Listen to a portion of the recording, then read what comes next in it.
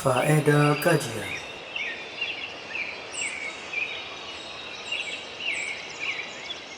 Bahwasanya Nabi sallallahu alaihi wasallam telah bersabda, "At-tuhuru syatrul iman."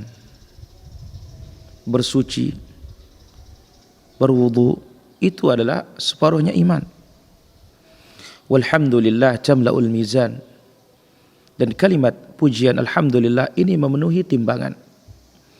Wa subhanallah walhamdulillah, dan kalimat subhanallah tasbih dan pujian bagi Allah tamla'ani, keduanya memenuhi, atau tamla'a ma bainas sama'i wal ard, pahalanya memenuhi langit dengan bumi.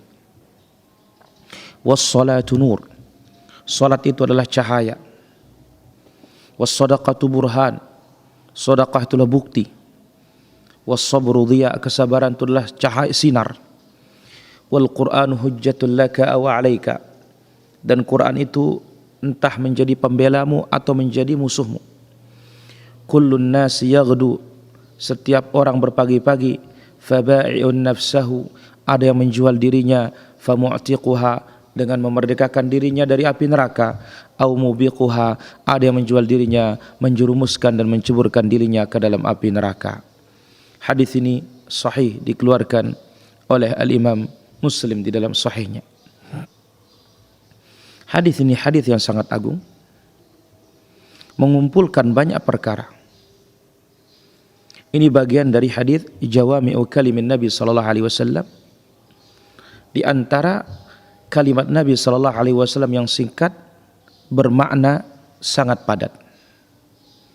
Bahkan ini merupakan hadis yang paling agung dalam fadhailul a'mal, keutamaan-keutamaan amal saleh, yang mana di dalamnya menyebutkan berbagai macam bentuk amalan, macam bentuk ibadah, dengan menyebutkan keutamaan masing-masing. Disebutkan keutamaan bersuci, keutamaan salat, keutamaan sedekah, keutamaan sabar, dan yang lainnya. Maka Nabi sallallahu alaihi wasallam mengatakan at-tuhuru syatrul iman.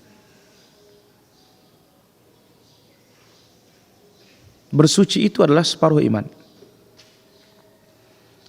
Bersuci di sini ditafsirkan oleh para ulama kita ada dua makna. Yang pertama, tauhidullah, mengesahkan Allah azza wa jalla dalam ibadah, membersihkan diri kita dari kotoran-kotoran syirik.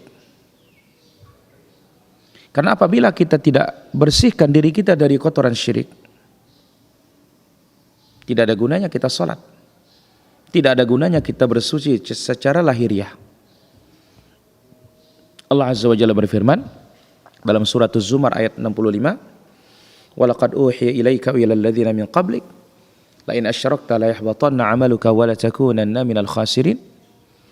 Telah diwahyukan kepadamu dan orang-orang sebelummu, jikalau engkau berbuat syirik ya Muhammad, la yahbatanna 'amaluka, maka akan hancur amal ibadahmu, dan engkau termasuk orang-orang yang berbuat, dan engkau termasuk adalah orang-orang yang merugi.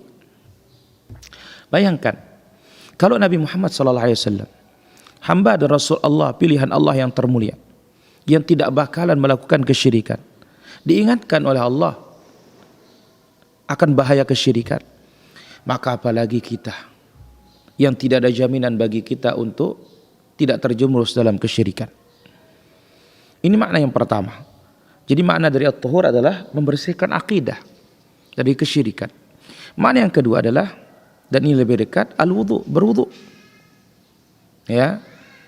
Sebagaimana diterangkan di dalam riwayat At-Tirmidzi, al-wudu'u syatrul iman. Wudu itu adalah separuhnya iman. Wal muradu bil iman, maksud dari iman di sini as-shalah, separuhnya salat.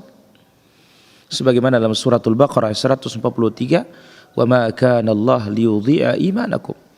Allah azza wa jalla tidak akan menyia-nyiakan pahala salat kalian. Jadi wudu itu separuhnya salat. Karena salat itu tidak akan diterima oleh Allah azza wa jalla tanpa berwudu. Wudu atau salat tanpa wudu tidak diterima. Sebagaimana ibadah tanpa tauhid juga tidak diterima. Kita bisa mengambil dari kedua makna ini satu faedah yang diisyaratkan oleh para ulama dalam mengokohkan tauhid dan menjelaskan bagaimana posisi tauhid di dalam ibadah, dalam semua ibadah. Perkara syirik atau perkara tauhid dan berlepas diri dari kesyirikan dalam ibadah, dalam semua ibadah, perkaranya sama seperti perkara taharah dalam salat. Maka sebagaimana salat tidak diterima tanpa taharah, ya, maka boleh dikatakan orang yang salat tanpa taharah itu innahu lam yusalli, dia tidak salat.